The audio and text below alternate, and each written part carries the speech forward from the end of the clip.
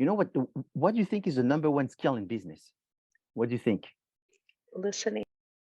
So listening, yeah, listening is I agree. This is very close to what I was going to say. I would say listening is part of what I think is the number one. Communication. So communication, yes. So listening, I think communication is part of listening, but it's also part of other things, but it's also very important. Derek, I barely heard you. I think you're preparation. So preparation, yes. Preparation, yes, because people sometimes think successful business people are successful because they're lucky. And no, it's 99% preparation and not 1% luck. So it's very important to do your homework before, and that's why we have a business plan. That's why we have a marketing plan. I think the most important skill is called curiosity. Because curiosity makes you a listener. And curiosity makes you someone that gather data in order to be better prepared. So I think natural curiosity is a skill that if you have it, it makes your life wonderful because you're always consuming content, always interested in new things, and always in a position where you think you don't know enough. The people that think they know too much or enough are the people that have the hardest time to learn. And the people who are curious are the people that are constantly searching. So to make you a good business person is you don't, I don't want to be stealing the presentation on epistemology. The group 5 must be thinking, geez, he's actually telling us about, that's epistemology. That's the mind of an epistemologist, not accepting the status quo, constantly being curious, constantly trying, right? Am I doing epistemology right now? Yeah. So that's what it is. It's this curious mind. So science is something that is difficult to repeat because there's always new knowledge and there's new acquisition. And therefore, it's also nice because it makes you believe in the future. It makes you believe that with time, people will acquire more and more knowledge and more openness that they can do better. So to me, I summarize all of this under curiosity, being someone who's curious. So that's why if there's a folder and it says, 5 Maya clients presented for different groups, curiosity makes you want to see all these files and not just the one assigned to your group. I want to go back to this concept I'm talking about, which is the overview of what marketing is about. At the same time, what's the environment? We're going to talk about strategies. And maybe if I have the time, I will start talking about research and the different concepts of research. So again, and I want to do this for a few times because I want you to have a clear view of what marketing is about. If there was one word that summarized marketing, what would it be? Just one word. Branding. Branding. Audience. Okay. What? Like audience or demographic? Yeah, audience, caring for a group of customers. Yeah, you could say customers. Profit. Profit. Satisfaction. Yes, profit is important, but sometimes when you think about profit, people will think more about finance or accounting. But marketing, it generates profit, by selling and offering. But someone gave the answer: satisfaction. Marketing, baby. Yeah, it's the big one. First, DK. It's first. I couldn't reach my mute button. You did beat me, Derek. So we did it together. I'll split the profits with you. Yeah, exactly. Great. Split the profit. And shout out to the old dudes. 99.1 is fair, right? That's a split. You're right. Thank you. So kind of. So the satisfaction. Why do we care so much about satisfaction? Why is marketing care so much about satisfaction? Do you think? It moves product. Yes, because people are not crazy. They want things that they like. You could say easy. But it's why? Ongoing validation of the success of the product, and it's instant feedback. Word of mouth. Yeah, that's right. So it's both things. It's true.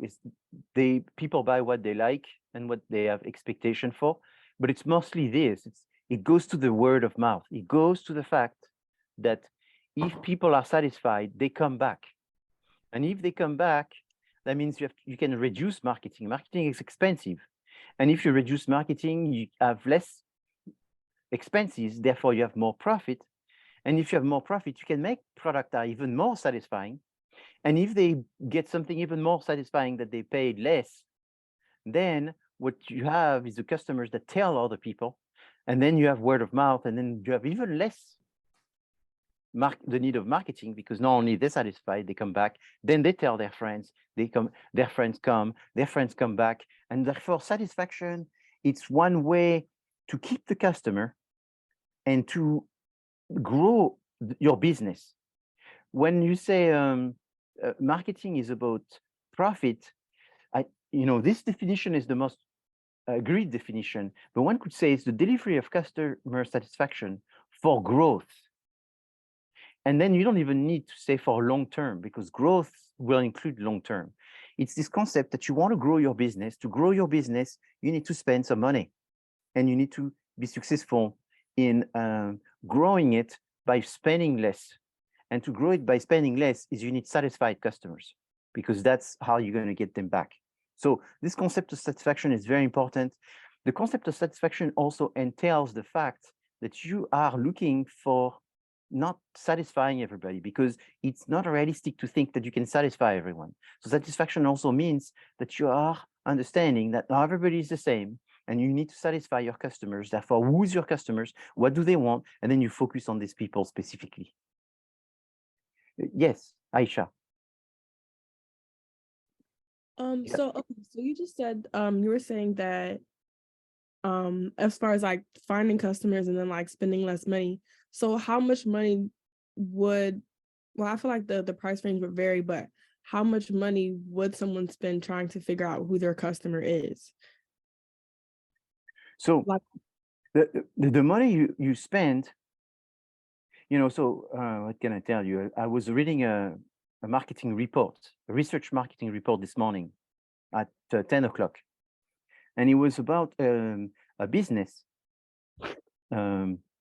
which is called Magdalena. So the Magdalena business is the oldest winery in Los Angeles. It's a winery that was there before Prohibition, and they still survived during Prohibition because they were the sole supplier of wine to the Catholic Church. And during Prohibition, the government couldn't stop the Catholic Church to supply wine at church. So someone had to give them wine. And they agreed that the vineyard of Magdalena could supply wine. Now they still exist. They are a famous restaurant in Los Angeles called Magdalena Restaurant. It's always packed. And they belong to the Riboli family. About 10 years ago, the Riboli family realized that there was an opportunity, something you have to learn. They found that women, they wanted a wine called rosé wine. And there was going to be a big desire for rosé wine. It's like a pinkish type of wine. Instead of red or white, it's pinkish. And so they invested into a brand which is called Stella, and it's called Stella Rosa. And so this wine is a wine that they totally created. It didn't exist. It's just a brand. So we're saying marketing is a brand. It's just a brand. And what they did is they wanted to become the big guys, and now they're selling almost 8 million bottles of wine. So they decided that they wanted to become the big guy in California selling rosé. But in order to do that, they had to have the risk, to take the risk of marketing it.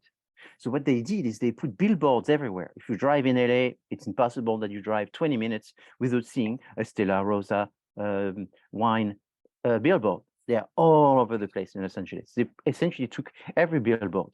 What they did too is the billboard business went down, so they became cheaper. So they put their names everywhere, and then they put their names in a lot of events. Then they put their name in a lot of magazines. They put their name in all over the place. So what they did is for the first few years, they lost money. They lost money because the money they were making selling the wine didn't even cover the cost of advertising the wine. But with this advertising, after several years, there's no woman in LA that didn't buy a Stella Rosé wine. Everybody bought a bottle at one time because everybody saw the brand all over the place. It's like almost like Budweiser, but for the wine.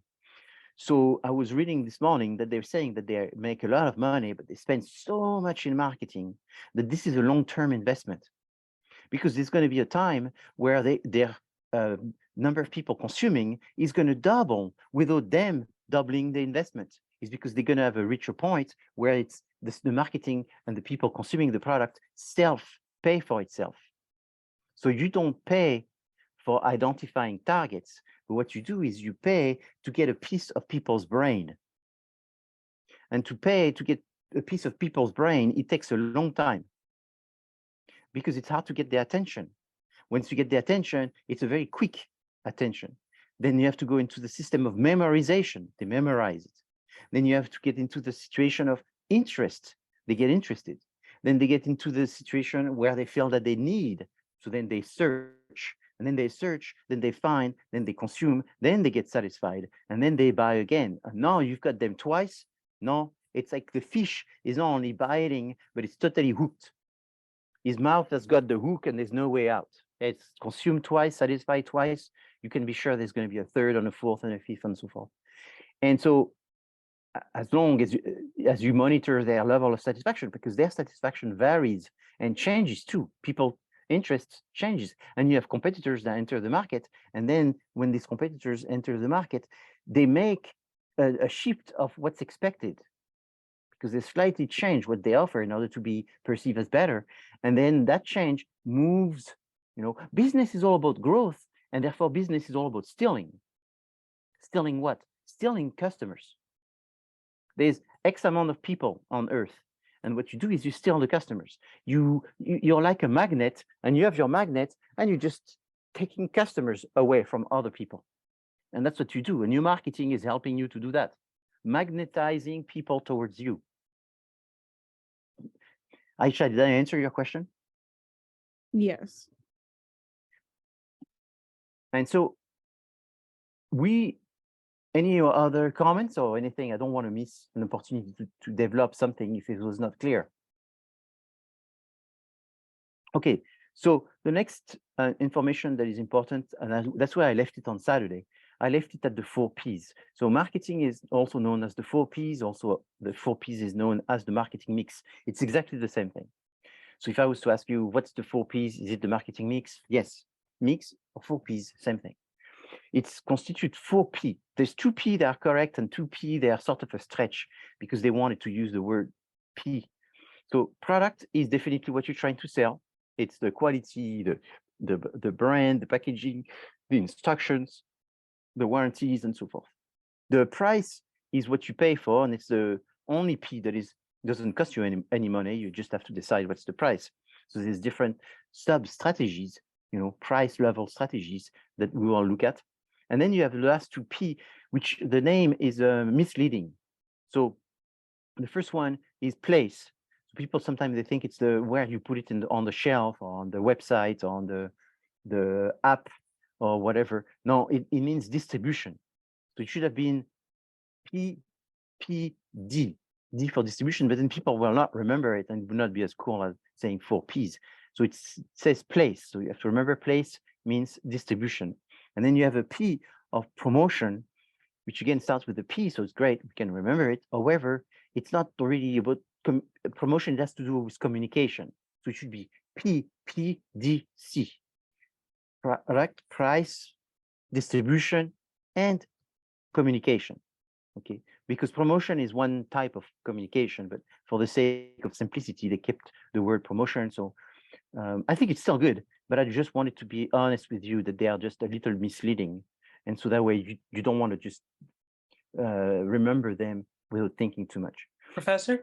Yes. Sorry to stop you. I was just curious if there was one other example of promotion that you could give other than, because you said promotion is one type of communication. Yeah, so communication is the big name. And under this, you have advertising, which is usually the most famous type of communication.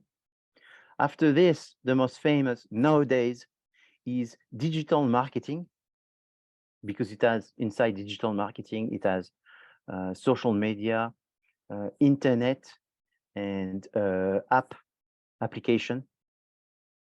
After that, you have public relations. After that, you have direct marketing. After that, you have sales promotions.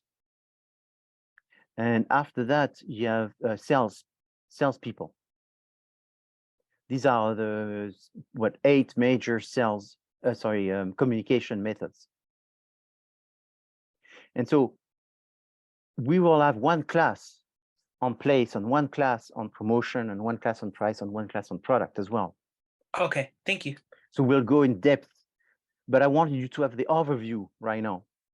You know, when I meet someone and they ask me what job do, and I tell them I do consultant, I do all this, but I also teach master students and so forth. And they say, oh, I did a master, and I remember the marketing was the 4 Ps. You will be amazed that that's, I would say, 99% of the time what people remember from taking this class, the 4 Ps. Do I think it's great to just remember that? No. Am I surprised that they remember that? No, because that's the basic. It's the 101 of marketing. You take a marketing class, you got to remember what are the 4 Ps. But then I don't want you to say, oh, okay, I remember what they are, and they say the 4 P, not realizing that really what it means. And what it means is more important. Why is this important? Because when you write a marketing plan, or when you write a strategy and so forth, you have to also, under the strategy, talk about what you're going to do for each one of the P. You know, how are we going to communicate? Where are we going to sell the product? Which distribution channel? What intermediaries? What is going to be the price? And what's the definition of the products, the brand, the packaging, and so forth. So you see, whenever you do a business project, you have to do a marketing piece, and whenever you do a marketing piece, you will do the 4 Ps. So almost today, I just told you, if you don't remember anything, at least remember that. But I wish you remember more. Now, what marketing myopia is a concept that says that the problem is when businesses are focusing too much on the product. Because when you're a marketer, you have biases. And your number one biases is you want to satisfy the customer, but you want to satisfy so much the customer that it's almost, you're treating everybody, it's like, if it's like your family, right? So it's like you sell, like I don't know, you do a concert and you like your fans so much that you give them free merch. Unfortunately, the merch, is 40% of your profit, and now you're giving them free merch, you're going to lose 40% of the money you could have made. So you don't want to do that. So when you are in marketing, you don't want to be giving away because you want to grow, and to grow, you need to make profit. That's the logical path. But also because the next thing you don't want to have as a problem, which is to be overly focused on the product. So what I mean by overly focused on the product is when businesses think that they sell, they have a successful product, and then they think that's what they sell, and they don't want to improve the product. Windows 1995 was the best one. Why do we need to change the product? It's great. We don't need to change the product. The customer should better know. Well, now you have to change the product, because if you don't change the product, people think it's not good. So sometimes you change it, not that you have to, but because you want to get the perception that it's better. So you don't focus just on the product, you also focus more on the solution. So the simple term for this is that you don't want to be focusing on making drill bits, but you want to be focusing on your company providing solution for making holes. If you say holes have to be made by drill bits, that means that you're a drill bit maker, and therefore you're not going to be focused on satisfying the customer, which is the customer is having holes done properly. The customer doesn't care if the hole is made by a drill bit or by some new technology. All the customer care is that it works. It's like the customer doesn't care if the music comes from a Walkman, a radio, or their phone. What they care is that the music comes. So you're not in the business of providing music by radio. You're in the business of providing music. And any way it is that you can provide music, you will provide it to the people. So you're not focusing on drill beats, you're focusing on alls. And that's very, very important because you are driven by solutions. What drives you is not the product. This is extremely important because I run into businesses that are constantly focusing on the product. Therefore, they don't focus on the fact that they only exist because they're satisfying a customer. When you focus on satisfying your customers, you never stop. It's like someone saying, I'm a good singer because my songs are the best. Because my songs have the best harmony, have the best melody. That could be a personal opinion. You're a good singer if people listen to you, if people like you. So it is also very important to embrace the fact that people are a reflection of the reality and not just, you know, the pursuit of perfection. Because the pursuit of perfection may be very, can I say, unique to an individual. So you have to see the service that you offer. So businesses that are, you know, focusing on we make the best vinyl discs, we make the best tapes, cassette, is great. But if people don't want cassette anymore, what do? We make the best cassettes. They don't want cassette anymore. They want CD. They don't want CD anymore. They want MP3s. So you don't focus on the product, you focus on the solution. It seems very obvious. It seems so common sense that it's like, why is he spending so much time? I would say 50% of the time, businesses are overly focusing on the product and not so much focusing on the benefit of the product, but the solution provided by the product, which is what the customer care. Customer care, not, you know, and that's why you see people that suddenly say, oh, I don't want an electric car, or I don't want an engine car, because there's so much focusing on what they think should be. And that's a personal taste. But at the end, what matters is what people perceive what is the benefit of the solution that is provided, you know. And they may be wrong, and it's even possible to go from a good situation to a bad situation because people made the wrong choice, and it could be even a wrong choice is made by the majority, and therefore the majority is making it bad for the, you know, by the minority, and the minority is starting the trend that's going to make it bad for everybody, and everybody lose at the end. You know, that happens as well. But what I'm saying is, as a marketer, you want to focus on solution and not on products, because your focus is satisfaction, but your focus is also innovation. So innovation is what drives businesses. That's what drives entrepreneurship as well, both cases, and marketing, because the idea is that there are consumers that change, competitors that change, market that change, government that change, cultural that change, technology that change, regulation that change, politics and all this that change.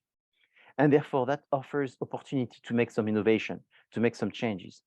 But then your performance was the innovation that you went after, the innovation that people were ready for, that people wanted. That's important. So in order to make decent innovation, you can't be someone that just look at the future or look at the present. You have to understand what has happened in the past. So that's where when I teach marketing, I tell the students, it's people who love history also have an advantage for doing marketing, because there's a lot of things that get recycled. There's a lot of people that think, you know, like I talk about the marketing myopia of being overly focused on the product and not on the solution. There's also people that are overly focused on the future, and they have this conception that everything comes in the future is better than what was in the past. I was discussing with someone today that during the Egyptian time, the Egyptians were doing brain surgery.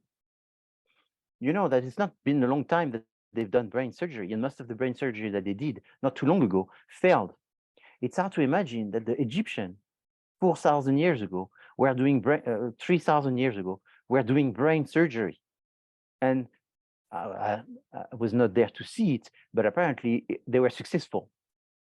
So how were the Egyptians 3,000 years ago doing surgery that we couldn't do 50 years ago? That's really something interesting. Well, because they had an understanding of chemical. What do you mean? Well, they understood plant, and they had access to thousands of plants with different medicinal values.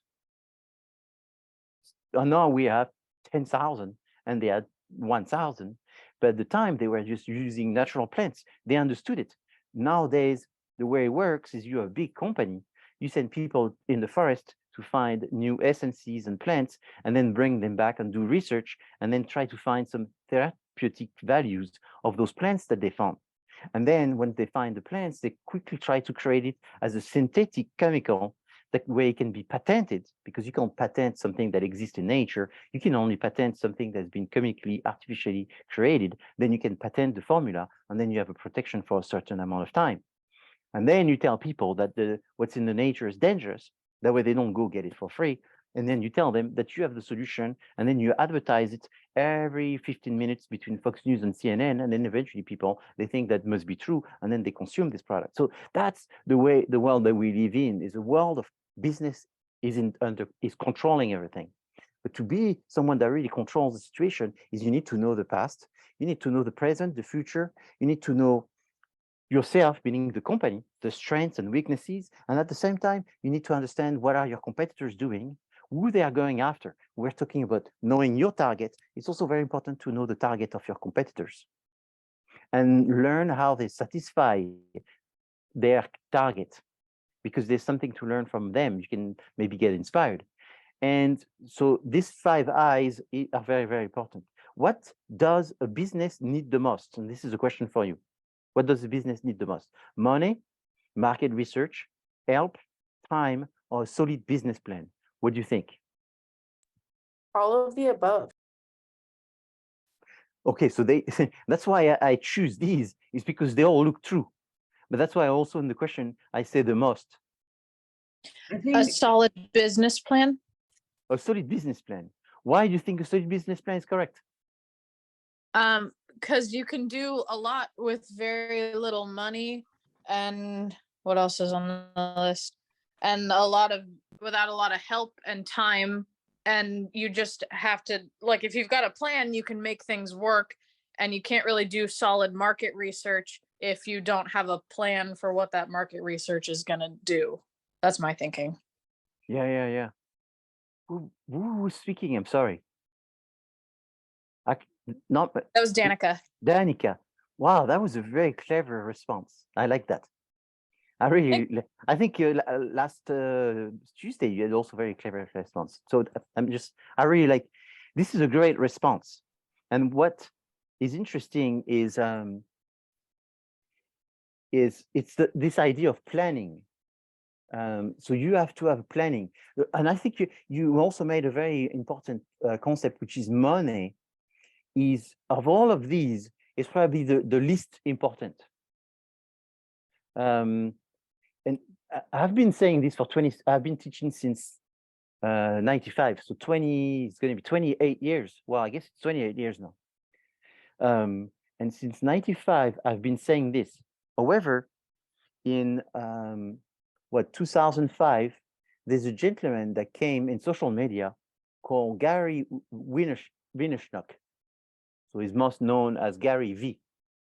And I've been following him for some reasons, personal reasons, because he was very much in the wine industry back in 2005. And now he's obviously very famous. I mean, now he owns a advertising agency that advertised in the Super Bowl. And 5 years ago, he didn't have an advertising agency. He had nothing. Now he's a multimillionaire, and he does a lot of public speech. In fact, if I was to ask this class, there's probably 5 people that know Gary V. When 10 years ago, I asked the same Maya students, there was not one person. So now he's extremely famous. And his number one, I think, rule is that money is the least important element for someone that wants to do entrepreneurship. Gary Vee is one of the most listened person that talks about entrepreneurship in the United States of America. And his one rule is money is the least important thing. Because if you have a good idea, you will find people to give you money. So you do need the money. I'm not saying you can't do anything without the money, but it cannot be the fact that you don't have money that you cannot do what you want. The most important thing is that you have a plan and that you've done some research. And I think it was like Derek, that you are prepared. So to be prepared, you need to do marketing research, market research. So market research is a smaller element, which is inside a solid plan. Inside the plan, you would have market research. You would have a budget, so that talks about the money. It's going to talk about the HR and the various people involved. It's going to talk about the schedule and the timeline that you're going to have. It's going to talk about accounting, legal, so many different things, marketing, finance, okay? So a business plan is what you need. Without a business plan, there are some businesses that succeed without a business plan. Sometimes I talk to some successful business people. They're usually not huge business people, but still substantial. And ask them, where is your business plan? You know, I think they're going to tell me it's in my computer, but most of the time is they look at you and they say, it's in here. It's in here. The business plan is in here. And I go, wow, that's amazing. So that's the minority. The majority of the people who do that, they fail. So thank you for your answer. I think Mike as well, you had your hand up at one time. You wanted to say something. Well, maybe you're just reading my facial expression. I didn't put my hand up, but I did. Oh, I was connecting this concept, and maybe this should be given some attention later on. But I'm trying to combine this with Andre James. Yes. And our eventual PowerPoint, because if I'm to see Andre and his music as a business, yes, and I'm to figure out what does he need most. Yes. What I'm gathering from our client interview last Saturday is yes. he didn't really know. So yeah. No, he doesn't. Yeah. So, and I'm not going to say that we don't have a direction. Yes. Because he didn't really know. I think we're supposed to maybe present him a business plan then. That's correct. Great. Yes. So that clarifies so much. Yeah, that's what you do. And you know, I'm doing just an hour ago, I was in another class with 165 students, and they're working for a client that is a big company in Miami. And I asked the client to pitch what was this company doing and who was the customer. And he looked at me and he was like, whoa, that's hard. It's very hard. It is. And you should, of 100 people, 100 businesses, when I ask this question, there's maybe one that answer correctly. Who's your customer? Most of the answer to who's your customer is men and women that live in America. So, but then find a business that's very successful. You know, I don't know, any business successful. I don't know, like for example, I have a bottle of Ensure next to me. That's a successful business. And you ask them who's their target. I mean, they're going to tell you they're going to five pages of detailed explanation of who's their target. Because that's why they're successful. They know exactly what they're doing for who. So if you do this, you cannot miss. You know, it's like doing a gift. You know, Christmas gift. You don't know who's coming. Are they going to satisfy with your gift? No, I bought 10 gifts. I know 10 people are coming. I don't know who they are. Mm-hmm. You're lucky if they're satisfied with it. Versus, there's 10 people. These 10 people are your parents and your brothers and sisters. It'll be amazing if you are buying the wrong gift for the people that you know, like your brothers and sisters and parents. So I know people make that mistake because oftentimes they buy the gift that they would want them to buy for them. And then the person get this and say, I never liked orange. You liked orange. Why did you buy me an orange shirt? You know, and so people make the mistake. My wife blames me that all the time. I buy her something and she says, you wanted this. But that I do that too. So it's that's a different reason. Yeah. So this was very, very helpful because with the client interview, I was talking with some people in my group, like it was a little mystifying because we were hoping for some clarity from Andre, But as we were talking to him, someone in the class said, hey, have you ever thought about sync music? And Andre said, no. Yeah. So we started to feed him ideas. Oh, yeah, yeah. And I guess that's the nature of consulting It's a and nature. someone who doesn't quite see themselves as a entrepreneur or a business Or product. product. Exactly. Or brand. Yeah. Okay. So just not in my consulting life, because in my consulting life, I've seen that 80% of the time. But if you ask me for the Maya clients for the past 10 years, I've seen that 100% of the time. Is just is so stereotype of the previous people that it's just the way it is. Right. And so, but I've seen it 80%, and you know, between people making cheese and people selling marbles. I mean, we're talking like very different industry. It's Right. very, very common. Yeah. And you know, it's like when people tell me about the number of people that are depressed, that take drugs, that drink, that take all kinds of things, and then there's so few accidents on the freeway. And I feel the same about businesses. Is the lack of knowledge of business, and the number of businesses still making it is amazing. True. Because Yep. there's sort of a survival. People are breathing, they hustle, they just fight, they give their life, and the business keeps on going. And it would take so little knowledge to make it 2 times better. Just some little tweaks will Right. make things better. So obviously you're in a position right now where you're going to be pushed to make more than just tweaks. It's to come up with big ideas, the 5-year plan, the milestone in between. And that's what you're going to see today at the presentation of Madas. Some group 1 is going to attempt to show already some of those facets that you will all be working on in order to make the same delivery for Andre mid-March. So that's what's fascinating, is you're going to see it evolve in your own group with all the different projects that you're doing, and it's going to materialize. But you do not think that we have the most extreme type of clients or the most bizarre type of client. That's the most common way people are when they do business, is they just wing it. People wing things. It's just amazing. And I think if I just make one more point here, Of course. for music as a product right now, it's you could argue that the market is consistently oversaturated with an ever-expanding infinite body of content. Someone's once told us, and I think it's becoming more, 60,000 single songs are being released every single day and uploaded onto streaming sites. So, you know, you mentioned cheese. Could you imagine if 60,000 types of cheese were released into the world every day?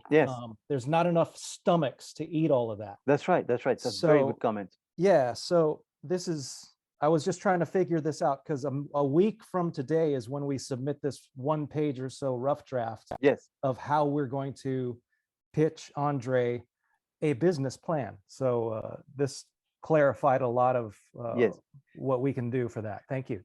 So just to piggyback on this, what you're going to do as well, not only give him so what's a business plan? A business plan is not something that is an idea. A business plan has to be strategic. So the difference between strategy and tactic means that you're going to have to think in a high level. So it's going to have to be something broad. So you're going to have to be able to explain in that draft, not the fact that he should be doing more social media, not the fact just that he should be doing more content, because it's so obvious, right?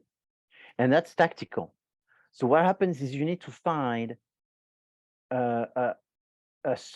you need to find a house for him to live in, some area, something that he belongs to, a big picture that he belongs to, a big theme that he belongs to, a big idea that he belongs to, that gives him a destiny in life, a destiny for his journey, something that he does, that suddenly it's like, oh, that's what I'm here for.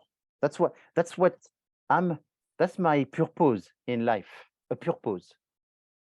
Not just you're gonna do 1 TikTok a week and 2 Instagram and 3 YouTube, you know, because that's bean counting.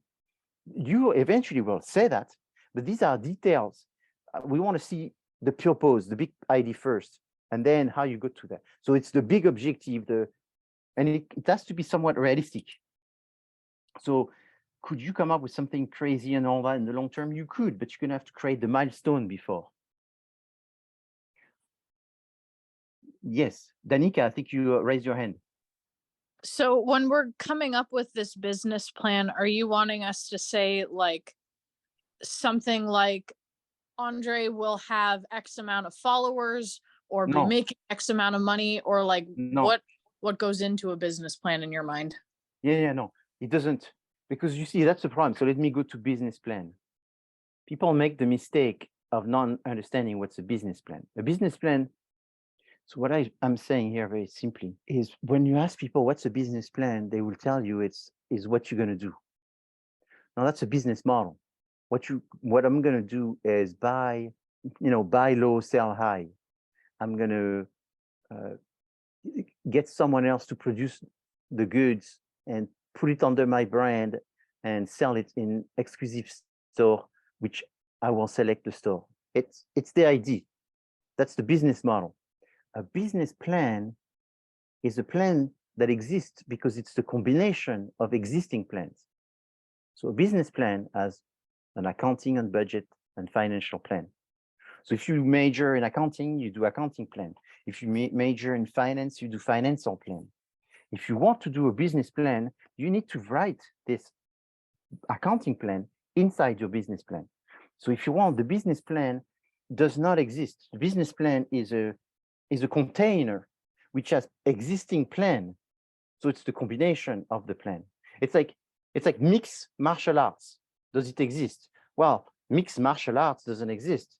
It's a combination of martial arts. It's like karate, it's got kickboxing, it's got judo, it's got taekwondo, it's got I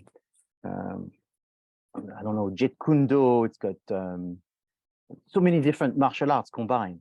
So it's the combination of all of these that makes what's mixed martial arts. So the combination of legal plan, a marketing plan, a budget plan, a timeline, a production plan, a HR plan, all of this combined together gives you the business plan. So do people misinterpret that or overuse the term business plan? Yes, they do all the time. They say, what's your business plan? Well, my business plan is something very complicated, but my business plan in simple world is Andre need to sync with this, that, and that for the purpose of achieving this and this and that. Why? Because his strengths are this, his weaknesses are that, the change in the market is this, and the competitors are doing X, Y, and Z. So what do I want for next? Wow. Yeah, what do I want? Does that make more sense for what's a business plan here?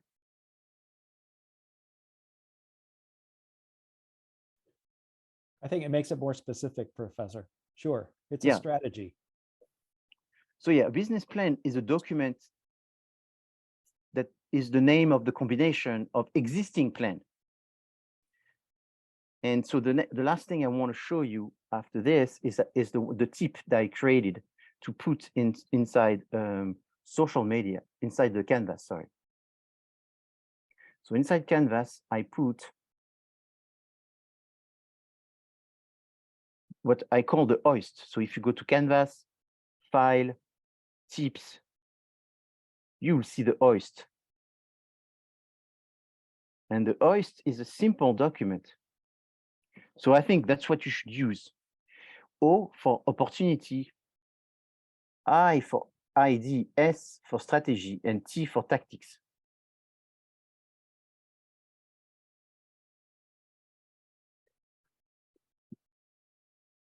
Okay, so what do most business do? And you know, what I'm going to tell you right now, that's what students say that they've learned the most from this class and from the entrepreneurship class.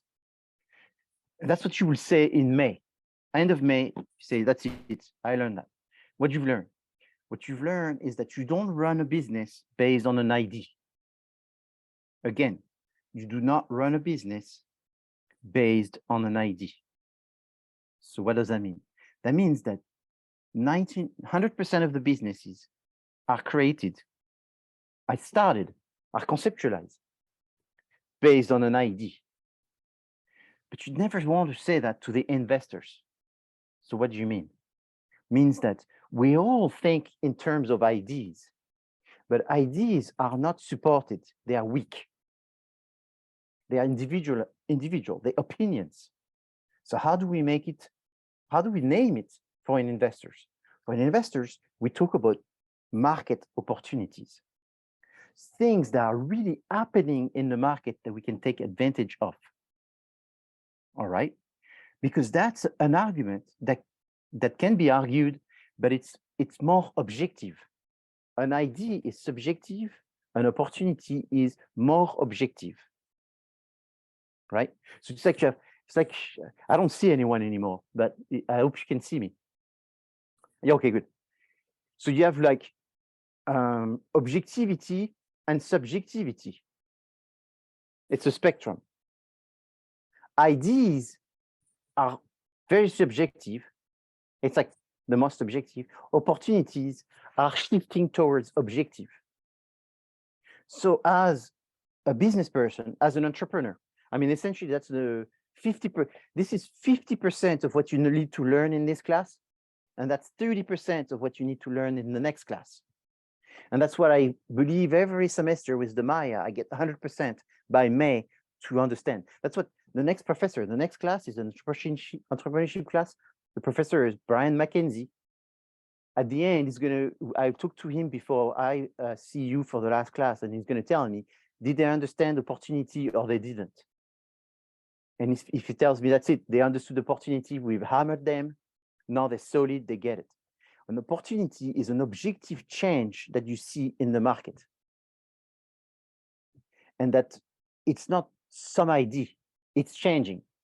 People are buying online. People are buying more and more online. It's objective, and it's a percentage, and it's based on a database. That's not the idea. The idea is not, oh, let's go and sell a shampoo online. No, the idea is people are buying more and more beauty products, more and more body washing soap, and more of these online. Therefore, we're going to create a company that sells shampoo online. And that's the business model.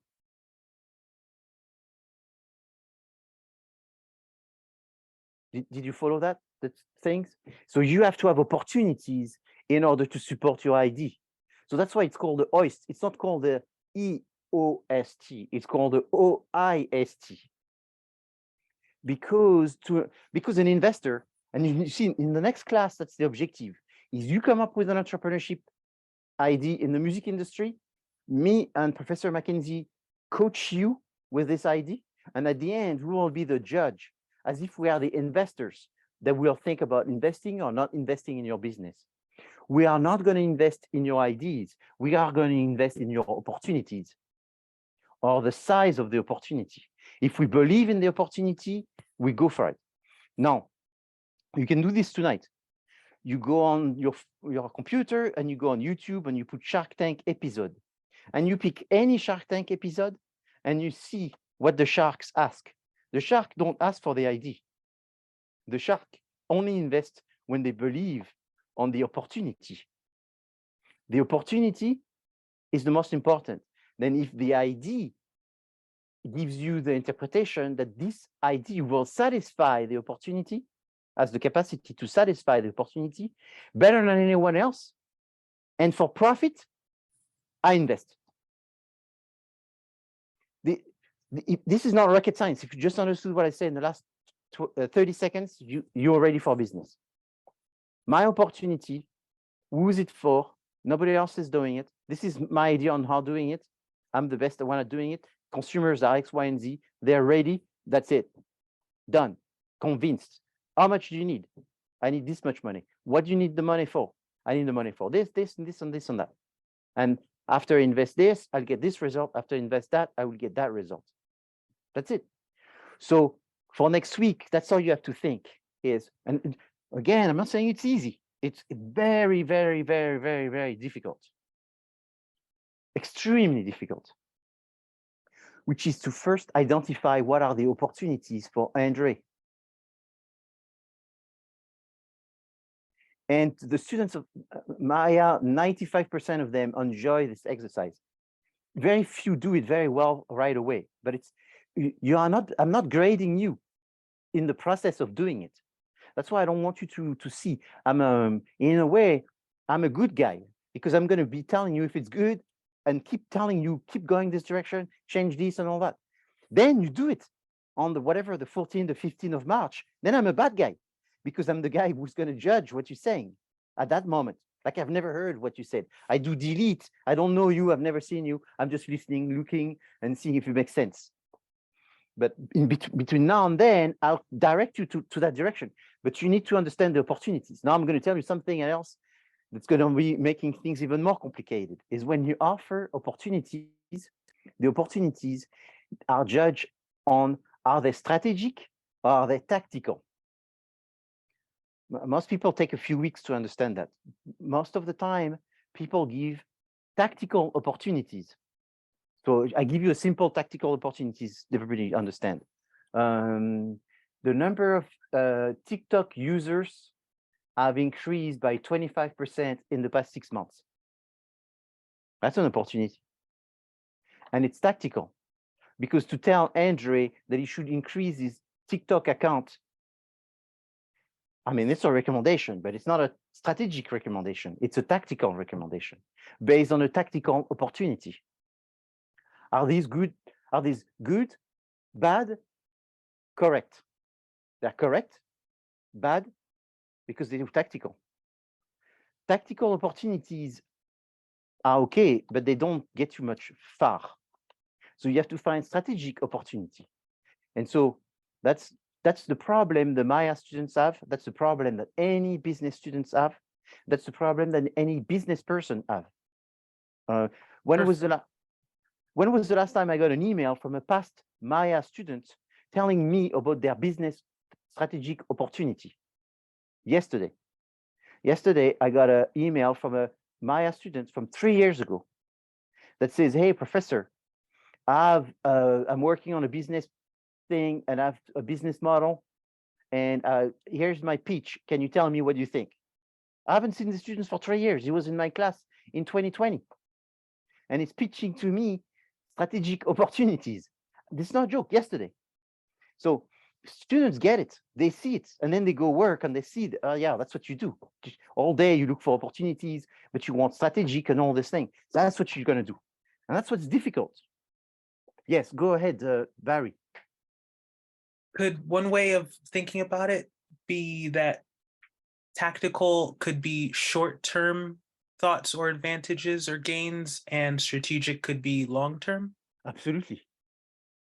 That's one way. That's the easiest, simplest way to look at them, because strategies are long-term and tactics are short-term. So opportunities that help you on a day-to-day for a short term, that's tactical. The strategies that have a small impact, tactical. Not strategies. Opportunities that have a small impact, tactical. That have a large impact, strategic. So usually it's based on the time and the size. So Barry, you were telling us the time, and I'm saying correct, and plus the size. Gotcha. Thank you. Thank you. Wonderful. Hey, you see, these are the type of students I like. You guys are great. I don't get this very often, so I love it. But you know, that's so now that maybe you're not asking me the question, saying, hey, can we get this from Canvas? Yes, it's in the file, and it's under tips. You download it and you change and put your own words in there. Should we keep it like this, short? Yes, that's how you keep it. A little longer, okay, but not much longer. Like there's one line, maybe you do 2.5, but short like this. Should we have sources already? If you can, I would like that. Is it okay, now that we understand each other, okay for our own sake if we start thinking in terms of ideas. But then we put it on the fourth slide, even though that was the first slide, to be honest with you. Yes, I know. That's what 99% of the people do. They first think about ideas and then they re-engineer backwards. You say, oh, we want Andre James to, I don't know, to do sync and fit other artists and change the type of genre or whatever. That's what we want him to do. I say, okay, that's the idea. But don't tell me about the idea before you told me about the opportunity. Oh, yeah, we got the opportunity. Because once we had this idea, we were thinking about where are the opportunity in order to substantiate the idea. Yes, I know, everybody does this. But when you present it, don't say that's what you did. Say that you did some research, you found the opportunity, and based on the opportunity, you came up with the idea. That's the way that makes it sound much more objective versus re-engineering backwards, which sounds a little bit sort of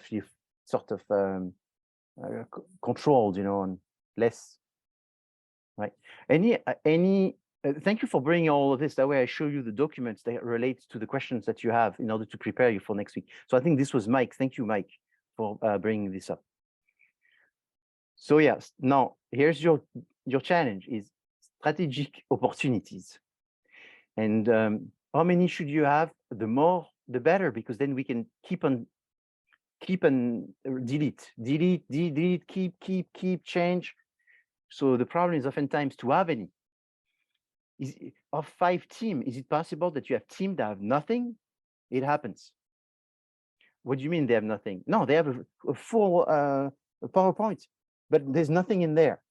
It's all fluff and there's nothing strategic, and it's to start over. Out of 5 teams, how many did you get like that? 3, easily. But it's just redo. It's a 99% redo. Because,